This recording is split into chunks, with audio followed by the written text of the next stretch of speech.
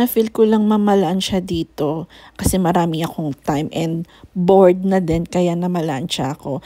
Pero sabi nila kahit hindi ko naman na-plansyahin since mainit naman na yung dryer dito, mamamatay naman na yung mga germs or anumang bacteria sa dryer dahil nga paglabas naman sa dryer, mainit-init pa yung mga damit.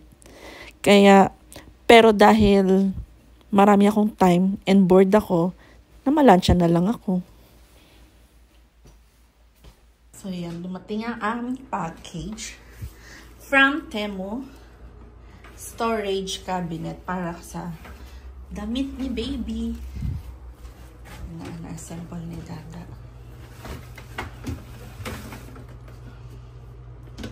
Tignan natin ang kalabasan mamaya. Cookie! Shh.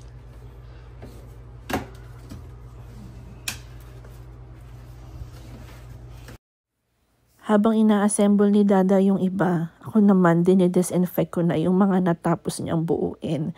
Para kapag nabuo na lahat, pwede ko na siyang ipasok sa walk-in closet namin and mailagay ko na yung mga damit ni baby.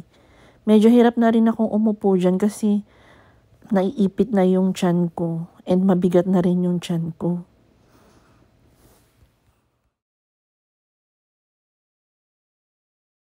So, ito na yung cabinet na inassemble namin ni Dada. Yan. 3 layer siya. Ito yung sa pinakaunang layer. Yan, ang mga damit na ni Bebe. Mga nalabhan na yan. Nalabhan na na plancha. Dito sa second layer, ang mga towel niya, bath towel, tapos kumot, blanket. Tapos, dito sa third layer, wala. Yung ano lang niya, bag ni baby. Ito yung bag ni baby, yung diaper bag kapag aalis. So, yun lang. Maganda din naman siya. Perfect lang sa size. Saktong-sakto sa size dito sa ilalim ng ano. Wala nang space si Dada. Inurong ko lahat ng mga damit ni Dada doon. Tapos yan, ito yung kay baby. So yun, okay din siya. Maganda din. Tsaka mababa lang siya. Perfect para kay baby. Yan. Tapos, ito naman yung drawer ni baby. Yan. Ilagyan ko na ng mga label. Mitten socks, newborn shorts, onesies. Para pag si Dada ay inutusan kung kumuha ng gamit ni baby, alam niya kung saan kukunin. Kasi, alam mo naman ang mga lalaki, pag kumuha, sige lang, basta lang, sige, halungkat. Kaya, mas mainam na nilagyan ko ng label. Diyan ang first, ito yung first drawer.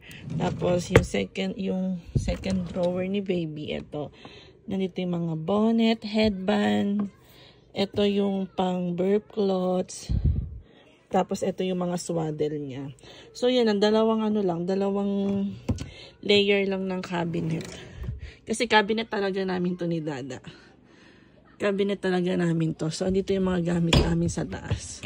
Diyan yung mga damit namin ni Daddy.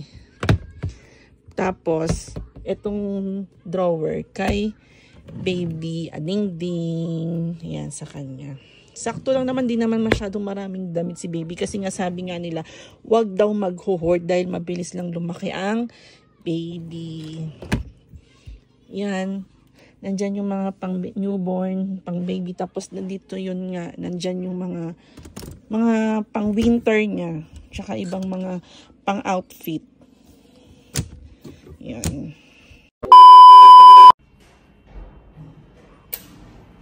Parking payment.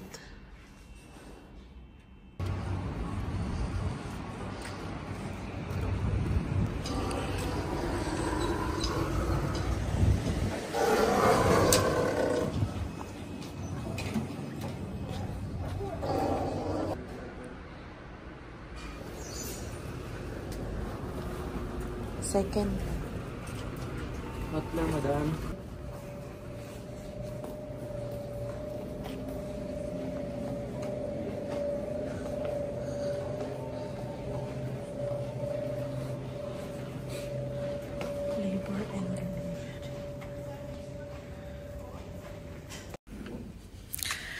Dito kami sa hospital ngayon.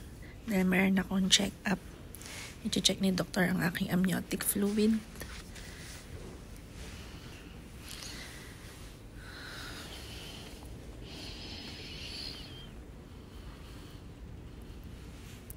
Check-up pa lang to, pero parang manganganak na ako. Para magli-labor na ako.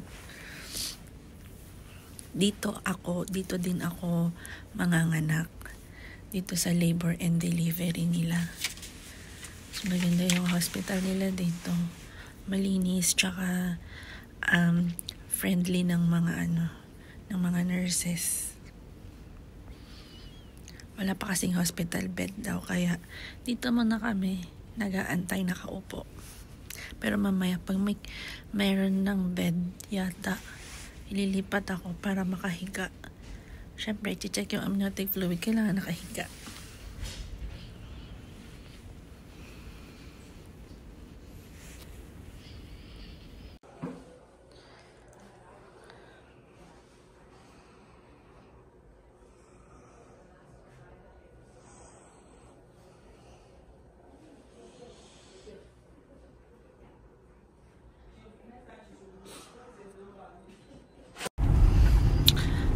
So yan, after 3 hours, ang tagal naming nag-antay sa triage, 3 hours. Ang tagal talaga ng paghihintay. Ganun talaga kasi kapag hindi naman kasi ako hindi naman ako urgent, kaya ganun katagal. Pero kapag urgent ka naman, syempre kaya nga may triage, 'di ba? Kapag urgent ka naman, syempre uunahin ka tignan. Pero dahil hindi naman ako urgent, kaya ayan, 3 hours kaming nag-antay. Ang ginawa lang naman kasi sa akin, chinek nga yung amniotic fluid ko kung may leak. Kasi nga ako, hindi ko rin sure kung meron ba akong leak. Tapos, ayan. Ano ba yung sabi ni Doc? Hindi naman siya totally leak. Pero parang sasabihin niya pa rin, makikita yung result. Parang may sinabi siya, makikita pa yung result ulit. Basta sabi niya, I don't think na leak yun.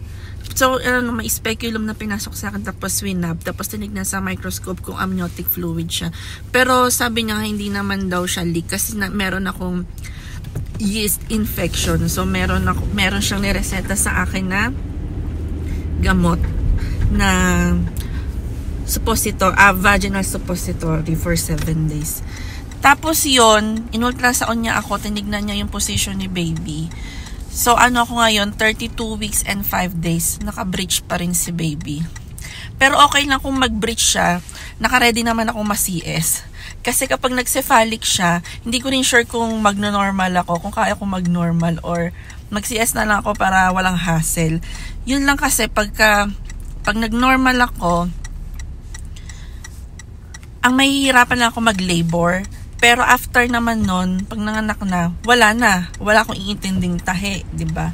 Wala akong iintinding, tsaka mas mabilis ang recovery kapag normal. Pero pag CS naman kasi, hindi ka nga mahihirapang mag-labor, pero ang mahirap kapag katapos na kasi syempre yung tahi mo, tapos syempre ang tagal ng healing period ng CS. Kaya bahala na baby, bahala ka na kung anong gusto mong posisyon dyan sa loob. Hindi ko alam kung magno-normal ba ako or mag-CS. Whatever naman, wala naman tayong babayaran. So, ayun lang.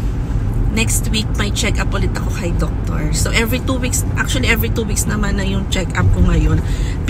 Last week, chinek-up niya ako, tapos ngayon pinabalik lang niya ako to check yung amniotic fluid ko nga dahil hindi ko sure kung meron akong leak ng amniotic fluid. Kaya niya ako pinapunta sa hospital. So, next week ulit ang aking prenatal check-up. So, yun lang. After 3 hours, nagutom na kami ni baby.